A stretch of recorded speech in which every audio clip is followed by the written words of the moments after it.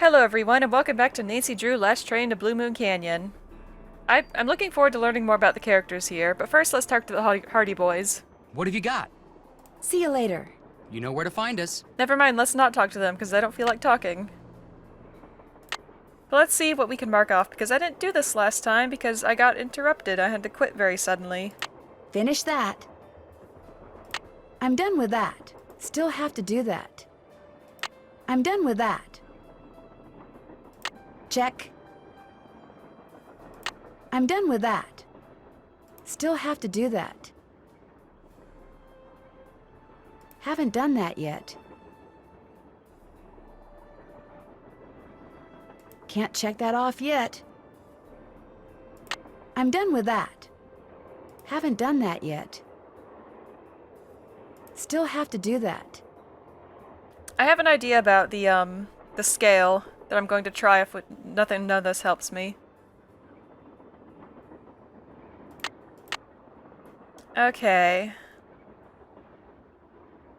Just gotta scan through this real quick.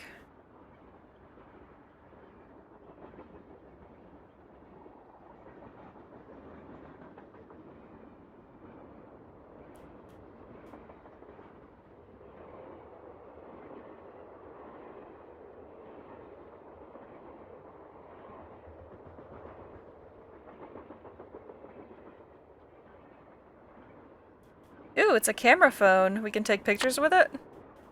Yep, camera. Cool. Alright, well, I have an idea about the scale. Ooh, I don't think we looked this way before, but there's nothing really here, so... First of all, I need to head back to the sampler. So basically what my thought is that, the scale has all the images from the sampler on it, and the sampler images are all associated with numbers. So I'm wondering if, you know, the things we've seen that have, like, the sampler icons on them are all locked. So I'm wondering if we set the scale to the number associated with a certain picture from the sampler, will that unlock the thing it's associated with? I don't know if I'm explaining that right, but...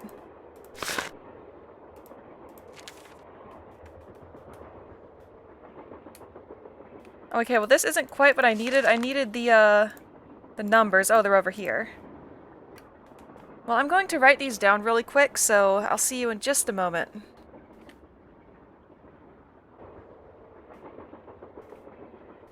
Alright, that actually took a couple minutes. But interestingly, the numbers are the order that they were written down in the book over on the couch. Except,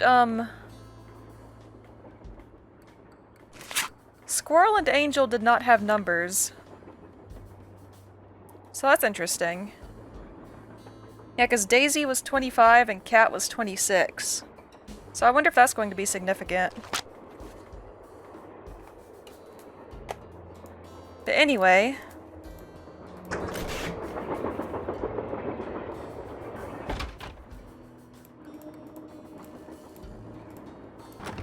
It's locked. Yeah, this is Owl and Cherry, so that should be 7 and 10. Oh, square and duck and square is...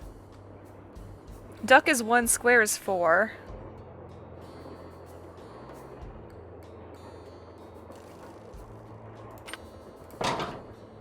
Owl... Cherry? Huh. That square and that duck look very familiar. Alright, well, I got that. I don't think I can... I can't make a 1 with this, I don't think. Or can I?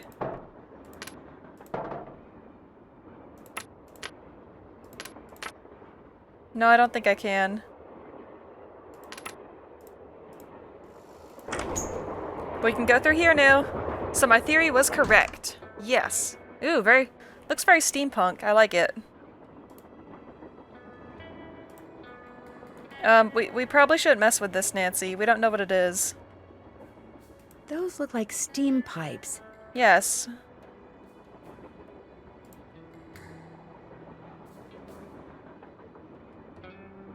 We shouldn't mess with the pipes on a operating train, I don't think. That's just a recipe for disaster. Start from the bottom and work our way up. Could be so upset about something that befell a doll. I accidentally knocked the one Camille calls naughty Tina off the shelf and literally, I'm afraid, fractured its tiny skull. Despite my heartfelt apologies, Camille burst tears at the sight of the crack which now traverses naughty Tina's face. Tears which continued unabated for hours. I told her I'd order her another as soon as we reach Copper Gorge. So Camille is very, very attached to her dolls. But I mean, I kinda got that impression already. Poor naughty Tina. Nancy, we shouldn't mess with this.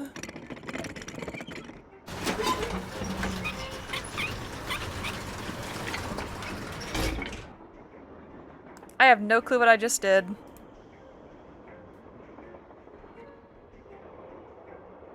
But I don't think I can do anything else with it right now.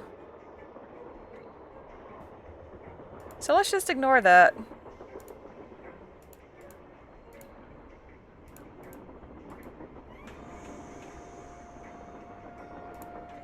Ooh, what's this thingy? Wonder what's supposed to go here. No idea, Nancy.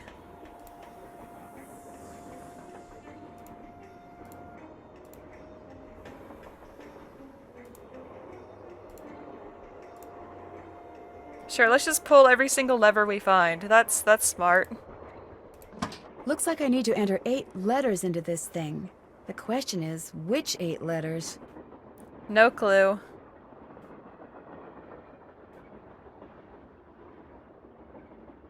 Nah, Camille doesn't fit.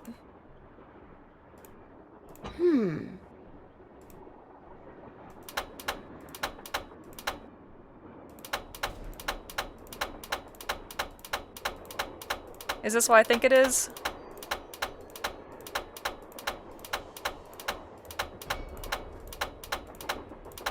Oh, yep. Well, I'm sure there's a solution somewhere, but trial and error is the way to go for me.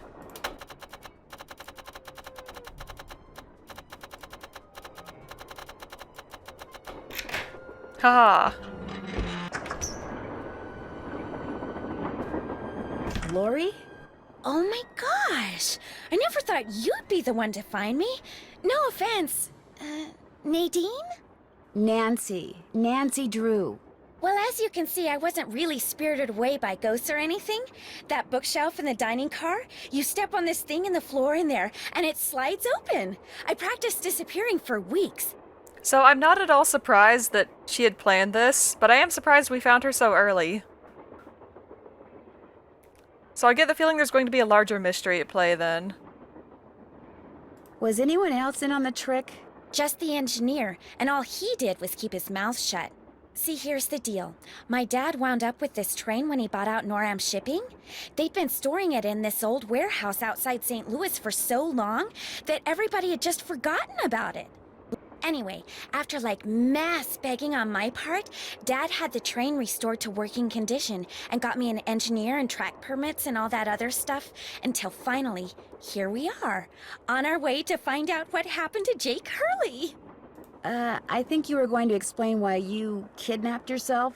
Oh, right. Well, see, I was one of the first people in 100 years to set foot on this train, okay? Everything was just the way it was when Jake disappeared. Except, I also found this. It's a letter that Jake wrote in 1901 to his niece back east. He was real paranoid about claim jumpers, which is why he never told anyone where his mine was. But he was also afraid something would happen to him and no one would ever know where it was. So he wrote this letter to his only living relative, Ruth Kensington. Here, take it. You want me to have it? Why? Because you found me. See, in that letter, Jake tells Ruth that everything she needs to figure out where his mine is on this train. He also warns her that his wife's spirit is on the train too, which kind of creeps me out. But the thing is, to find Jake's lost mine, we need the train. How do you know this Ruth person didn't find the mine decades ago? Mostly because I found that letter in the wastebasket. It was like she'd gotten so ticked off, trying to follow her nutty uncle's clues, that she finally said to heck with the whole thing. So you want me to try to figure out where the mine is? Uh-huh. As for the other people on board, if you want to show them that letter, go ahead. It's totally up to you. We're going to Copper Gorge because that's where Jake buried Camille, so I figured his mine might be somewhere around there too. But if you think we need to go somewhere else, you just let me know and I'll have the engineer take us there. Interesting. How come you didn't try to find the mine yourself? Maybe I did. Or maybe I just thought letting other people try to find it would be a good excuse to throw a party. I like parties. How well do you know your guests? Well, I don't know you or those Harvey guys at all. Hardy. Frank and Joe Hardy. Whatever. I didn't know John Gray before this either, but I love his show, and I figured he'd jump at the chance to investigate an honest-to-goodness haunted train, and now that someone has finally found me, I can finally go meet him for real. What about Tino Balducci? I met Tino right after he got famous for solving those robberies. Inviting him here for this was a no-brainer. I mean, what an awesome detective. And those piercing eyes of his, you just know his mind's in there going 90 miles an hour. How well do you know Charlena Purcell? I just know her from her books, which are so good. In fact, I just started reading her latest one, The Moon Tells No Lies. See, what I'd really like to do is write romance novels. Everybody who knows me says I'd be really good at it. In fact, a while back, I sent Charlena some ideas, you know, just to see what she thought. And? She hated them. We'll talk some more later. I'll be waiting. You know, I kind of like her. I didn't expect to, but something about her just appeals to me. I guess because she seems surprisingly genuine? I don't know how to put it. Locked, naturally. I wonder how you open it. Like, I don't really approve of her faking her own kidnapping, but Wonder how you're supposed to get this open.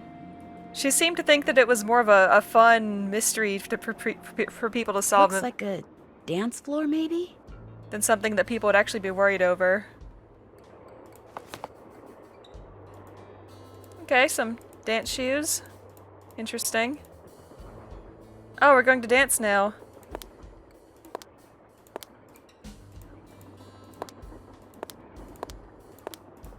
I don't know what dance the game expects me to do here, so I'm just going to ignore that for now.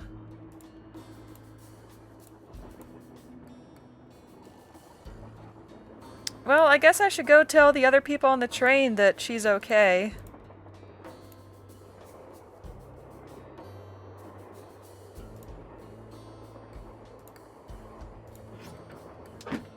Oh, it's actually open. That's a surprise. But this is what we can use for the vent bolts, right? I can use this to open that grate I saw in Camille's car. Yes, exactly.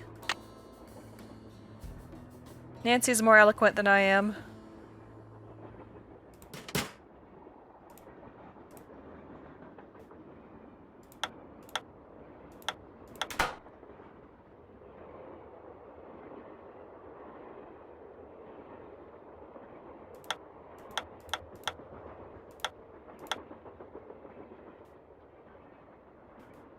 Is this like a word search? What is this?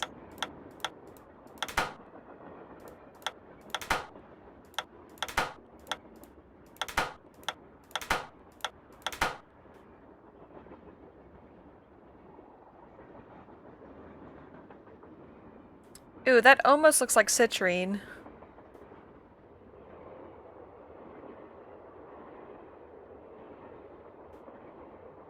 Are these going to be... Is this a word search? I don't know.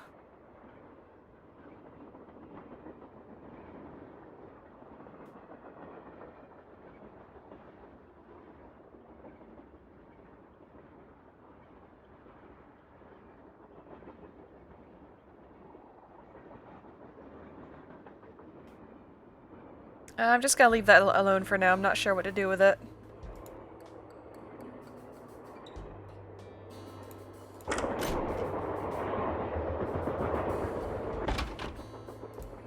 Alright, well.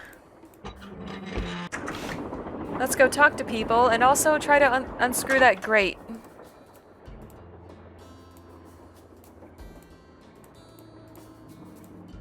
So, Tino, I'm sorry I kept calling you Tony last time. Well, it's the little lady detective. What do you need? I found Lori. She was hiding in the caboose. Oh, yeah? She disappeared because she wanted to see who'd find her first, which is why she left that clue behind. That slug? I mean, I knew that slug was a clue.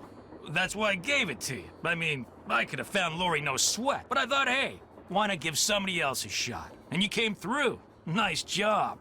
Thank you. But look, from now on, if you come across anything that may have something to do with Jake Hurley and his mind, let me know, okay?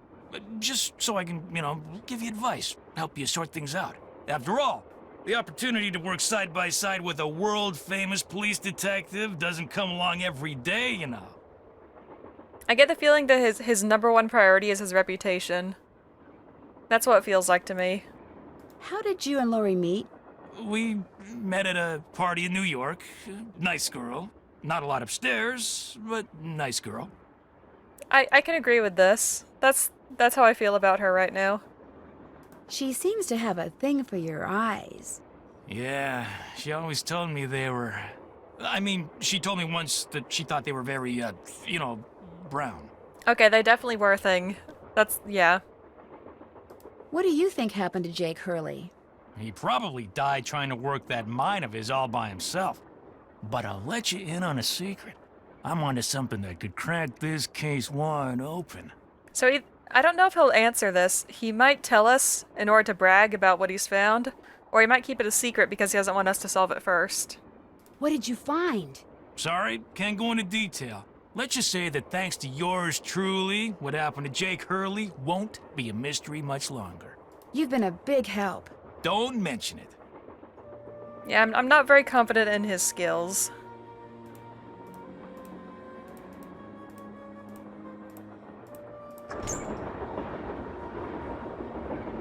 Although now, there isn't really a mystery to solve, so there's not really a culprit I can think of.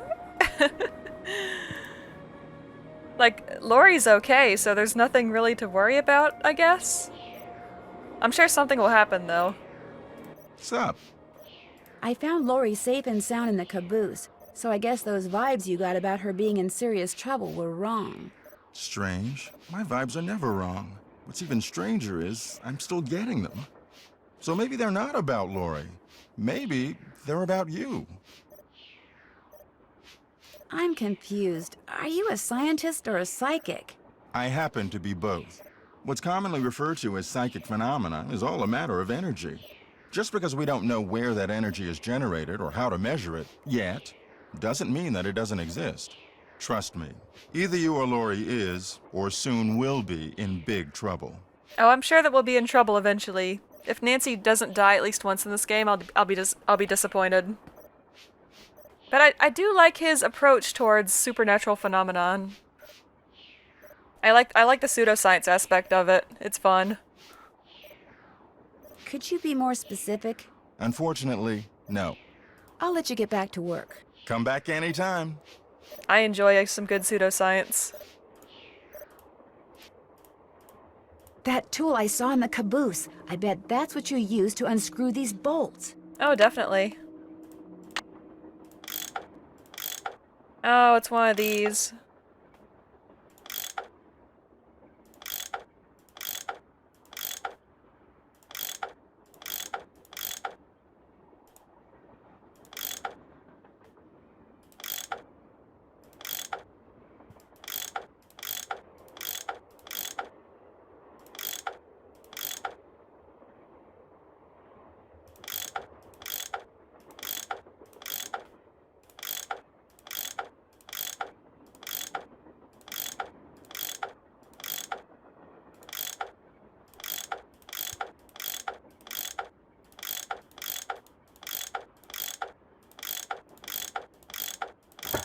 More pipes to connect. Ooh, they sure like pipe puzzles in this game.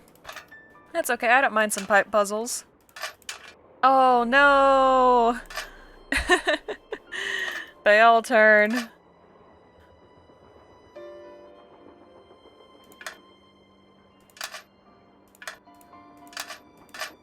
Will that make it easier or more difficult, though?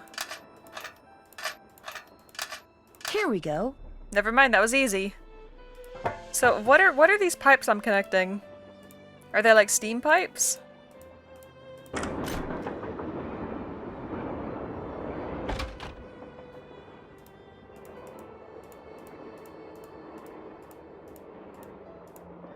Alright, we gotta talk to Charlena and the Hardy Boys. And maybe the engineer, too. Yes? I found Lori. She's in the caboose. You were right. She disappeared because she wanted to see which of us would find her first. And you won. Congratulations. Did you know that Lori wants to be a romance novelist? Doesn't everyone? Have you discussed any of her ideas with her? No. Could we please talk about something a little more pleasant? Well, I'll let you go. Let me know if you run across anything juicy. She's just very uninterested in everything happening. Nancy, what's with the Cheshire Cat grin? You found Lori. Yep, she's holed up in the caboose, and as a reward for finding her, she let me have this. It's a letter from Jake to his niece in which he leaves clues telling her how to find his mine. Only the clues are extremely obtuse. You found Lori, you got the letter with all the clues. Guess you don't need us anymore. Oh, Joe, quit pouting. Want any help? Are you kidding? You bet I do. Now you're talking. Yes, I love having help, thank you. Balducci wants me to share everything I find out about Jake Hurley with him. I'll bet he does. He just doesn't want you to show him up again. Yeah, he wants you to do all the legwork so at the last minute, bam, he can swoop in and grab all the credit. I wouldn't tell him a thing, Nance. Unless it's to get lost. Yeah, I agree with this. It stands to reason that the only person other than Jake who had to have known the location of Jake's mine was the engineer on Jake's train. Very true. Not necessarily. Jake might not have told him the exact location. Maybe he just had him drop him off somewhere nearby. Well, still, we'd be way ahead of the game if we knew where that drop-off point was. What if our engineer right now is like the descendant of the previous engineer? If the engineer had any surviving relatives, we may be in luck. The guy died more than 100 years ago. How are we supposed to find out his name? Maybe Charlena What's-Her-Face could tell us how to go about it. Good idea, Frank. I'll ask her. See you in a bit. Sounds good. Honestly, 100 years isn't very long when you're talking family trees. Oh, we can look up here. Why? Another gemstone. Oh, okay. They just really like their gemstones. Back already? Talk to you later. You know where to find us. I have to go talk to the engineer. Engineer, this better be Miss Girard. Well, actually... Forget it. Okay. I just wanted to ask if engineering was a family business. Ooh. Ooh, there's stuff in here. Flippy fins, freshly canned salmon.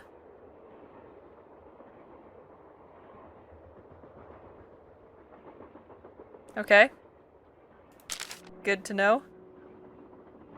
Somebody enjoys canned salmon. I never did look around in this room. Eagle. It looks like there's something behind this painting, but I can't seem to move it. An eagle. Where else have I seen an eagle? Eagle is number 2, according to the sampler list. Sadie Crawford. 2 left shoes.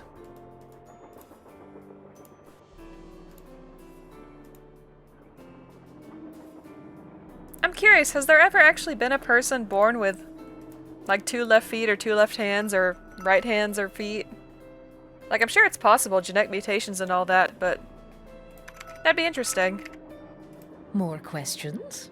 How would I go about finding out the name of Jake's train engineer? If you're smart, you'd ask me. And because my work is going surprisingly well, during my next break, I'll log on to my archives at home and see what I can turn up.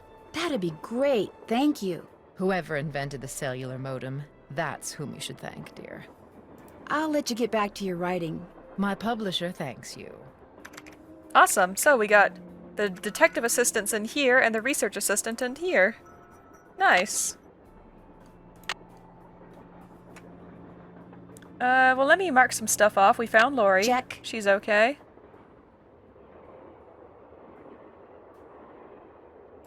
I'm Got done with that. that. Check. Still have to do that. Still have to do that. Yeah, I need more of those slugs, definitely. Can't check that off. Oh, I didn't read the letter yet. The 3rd of November, 1901, from somewhere in Colorado. Dear Ruth, I know that we've never met, but now that your father, my estranged brother, is gone, you are my only living relative. I am writing to you to tell you about my mind before I, too, depart this earth, and its location is lost forever. I cannot tell you outright where it is, lest this epistle fall into the wrong hands, but with the information which follows, and with my train, which shall be yours upon my death, I promise that you'll be able to find it. First, you will need a map. To obtain it, know that my travels have taken me all over this great country, to towns which can be difficult to find, to Calico, Silverado, and Central City, to Dodge City, Virginia City, and Tombstone. To locate the mine on the map, you'll need my projector. When it comes to placing the stones, you'll need to ask someone who holds a warm place in my heart. I have stored his name accordingly, but to retrieve his name, you'll have to give the dolls an order. This will require looking inside Camille's dancing shoes for the name of their maker, and wearing the shoes as you perform her favorite step on the dance floor. As for my beloved Camille, she has 4 words for you, words which, when translated into numbers and used in combination, will help power my projector. But alas, she's taken them with her to her grave. So go to Copper Gorge, Colorado, and pay your respects, and let some of her goodness rub off on you. I promised Camille that this train would always be her home. In return, she promised to never leave, and indeed she never has. People say I'm crazy, but I've seen her, and heard her, and feel her presence on the train even today, 20 years after her untimely death. So above all else, my dear niece, let nothing happen to my train. It holds wonderful things. Kindest regards, Jake Hurley. And that does look like his seal that we saw earlier. So I believe these are the instructions for the mystery. So first we need to find a map. I don't know where the map might be. Nancy, you missed it. Missed what? The argument of the century. Joe, he's exaggerating. Aw, come on, you heard them. They were ready to tear each other to shreds. Who? Charlena and Lori. All we heard was the tail end of it, and unfortunately, we really couldn't make out what they were saying. So you don't know what they were arguing about? No. But whatever it was, both of them were absolutely out of their minds, livid. And it would probably be a good idea to find out why. Let me look into it. I'll talk to you later, okay? You know where to find us. Indeed. It's strange that I missed it, though, considering I was standing right here. Oh, game. More questions? What were you and Lori arguing about earlier today? Lori and I? We weren't arguing. We were simply discussing a topic about which both of us are passionate, that's all. Were you discussing her wanting to be a romance novelist? No. And even if we were, that's really none of your business. I know that sounds harsh, but really, Nancy, eavesdropping is so tacky. Actually, it was Frank and Joe Hardy who overheard you. They said I should talk to you before they gave me all the gory details, but since you obviously don't want to tell me your side of the story, I'll just have to get the scoop from them. No, you don't have to do that. A storyline that Lori submitted to me found its way into my last book, despite the fact that she never received compensation for it. She's reading the book now, and when she got to that part, she freaked. Ah, that is a problem. Just from what I've heard so far, I'm on Lori's side. And that's what you were arguing about? Yes. Now, legally, she can't prove anything, and I'm certainly not about to admit anything. And it's not as if she needs the money. But that's what we were arguing about. For what it's worth, I'm going to talk to this producer I know to see if he'll cast Lori in his next movie. It'll help ease my conscience, and who knows? She could wind up being a star. I mean, she is blonde. Wow. I should get going. All right, then. Don't don't know how I feel about that. I should probably talk to Lori and hear her side of it too.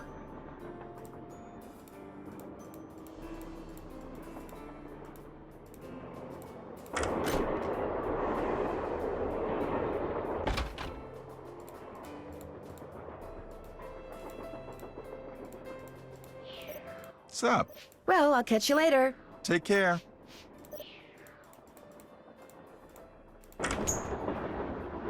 I like how everything is linear. I mean, it is a train, so that makes sense, but it makes navigating so much easier. Glad you dropped in. Lori told me she'd given you a letter from Jake Hurley that says how to find his mind. I didn't mention it before because it's very bizarre.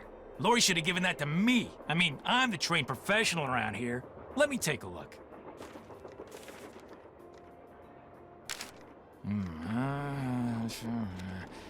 I've seen enough. 2 words. Useless.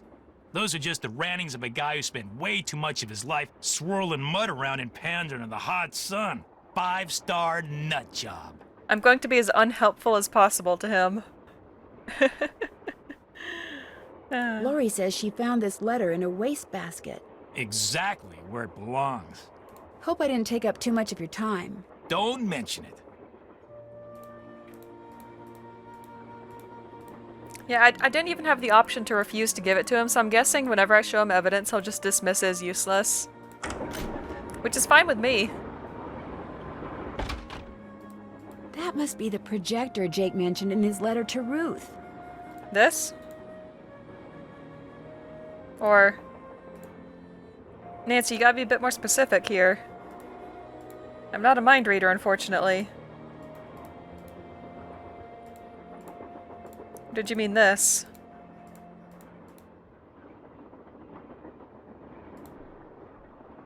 Whoa! Oh! Somebody must have thrown the emergency brake. The question is, did somebody throw the brake? Or something? Oh, Joe, now you sound like Lori. Hey, I was the first one on the scene, and I saw no one. Who was the next person on the scene? John Gray. Then Balducci came bursting through one door while Frank and the engineer came through the other. Boy, was that guy ticked. He said the train could have derailed. He reset the brake, muttered a few choice words, then headed back to the engine just as you and Lori showed up. Everybody was there except Charlena. I don't think she left her laptop the whole time.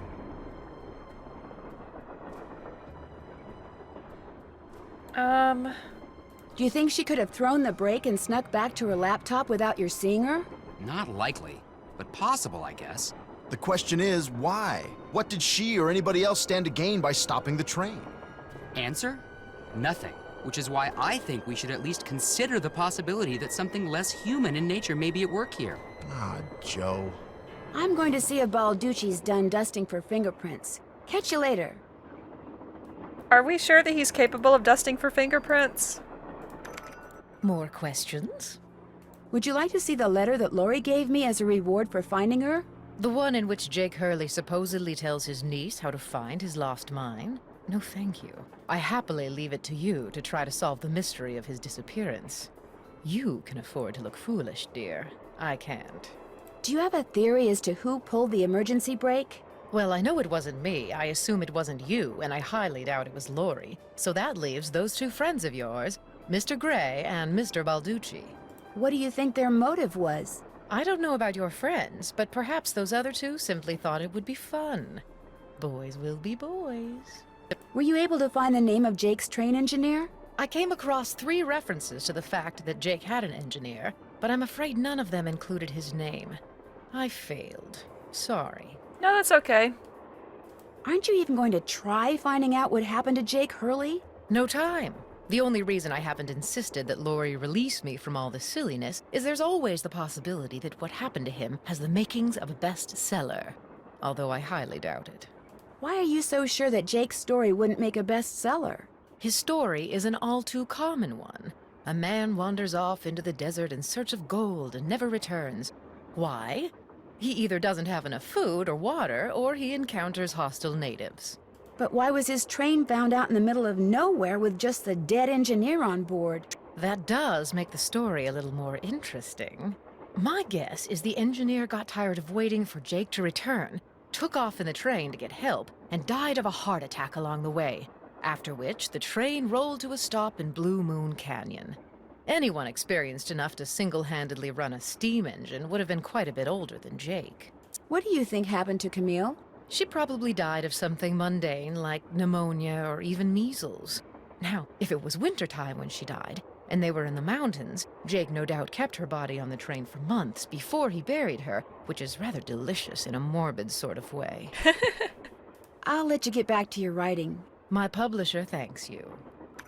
She is fun. Hey, how's it going? See you in a bit. You better. Mr. Engineer, do you have anything to say? Engineer, Hi, I'm Nancy Drew. I talked to you before, very briefly. you're not the one who pulled the emergency brake, are ya? No. Good. Because if you were, I'd have to come back there and throttle you. Old as this train is, it's a wonder it stayed on the tracks. Is there any way that brake could have been activated accidentally? You pull on the handle, the wheels lock. You don't pull on the handle, they don't lock. Did somebody pull on the handle by mistake? I guess it's possible, but if you ask me, anybody that stupid has no business being on a train, or anywhere else for that matter. Now, if you don't mind, I gotta get back to work.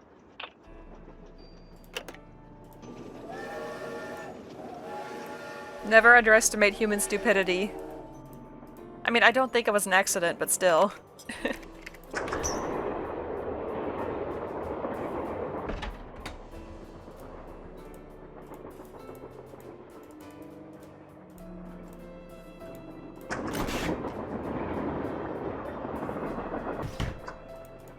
Okay, let's see if Mr. John first, and then Tino. Sup? So are you making any progress in here? Oh yeah, not only am I getting some real unusual EMRs, that's electromagnetic readings, but take a look at this. Yeah, show me. You've got something? I set up a camera and took some time-lapse photos. Sometimes I was in the room, sometimes I wasn't, but somewhere along the line, I managed to get a shot of Camille. Where? You don't mean that little blob, do you? Yep, that's Camille. Okay. You're skeptical. That's cool. Just remember, the key word when it comes to ghostly phenomena is energy. That blob is the result of Camille's residual life force, spirit if you will, reacting with the chemicals in the photographic paper. Couldn't it just be a flaw in the photographic paper? Okay, it could be that too, but it's not. Trust me. Okay, I'm gonna call you out on that. You said it was a time-lapse photo, right? Which means that if anything moved by the camera, then there would have been like a streak on it, so...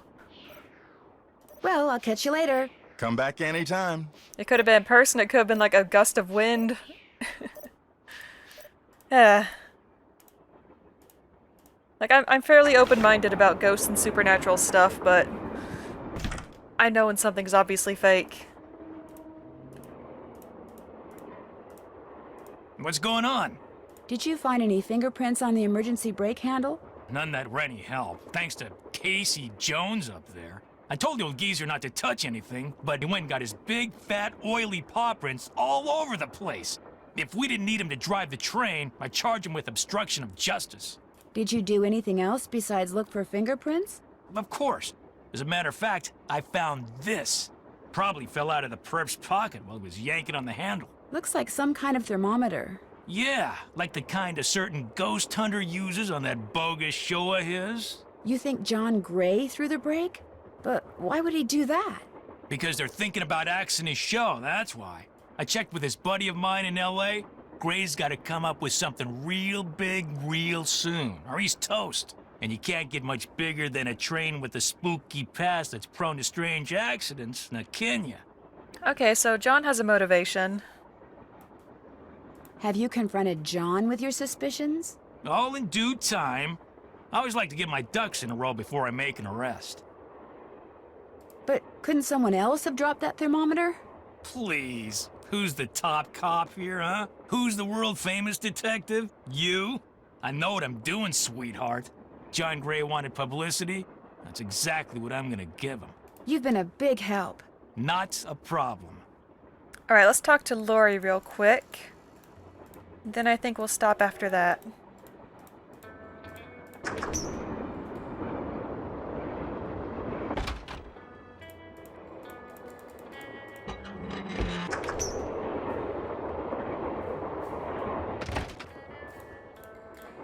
Yes?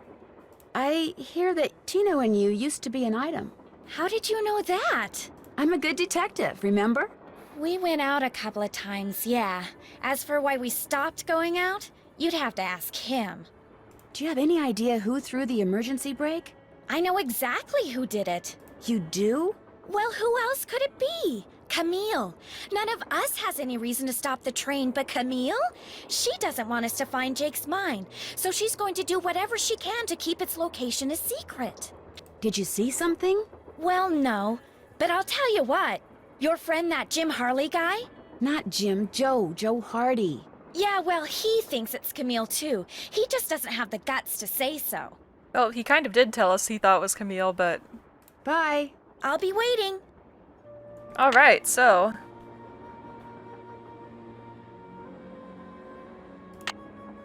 somebody pulled the emergency brake. We're gonna have to find out who and why. Check. Check. I'm done with that. Check. Check. We've got a couple suspects. Tino thinks it might have been John who did it, but I don't think so. At least I don't think he's the one who dropped the thermometer there. Or maybe he did, I don't know, but I'm not sure. But it sounds like we're going to be trying to solve the mystery of where exactly that mine is. And apparently somebody is... they're either faking a haunting on the train, or they just don't want us to make it to the mine for whatever reason. Very interesting. I'm enjoying the entire game pretty much. I like the characters, I like the setting. I think I said that last time, my bad, but it's true. Anyway, thanks for watching, hope you have a great day, and I'll see you next time. Bye!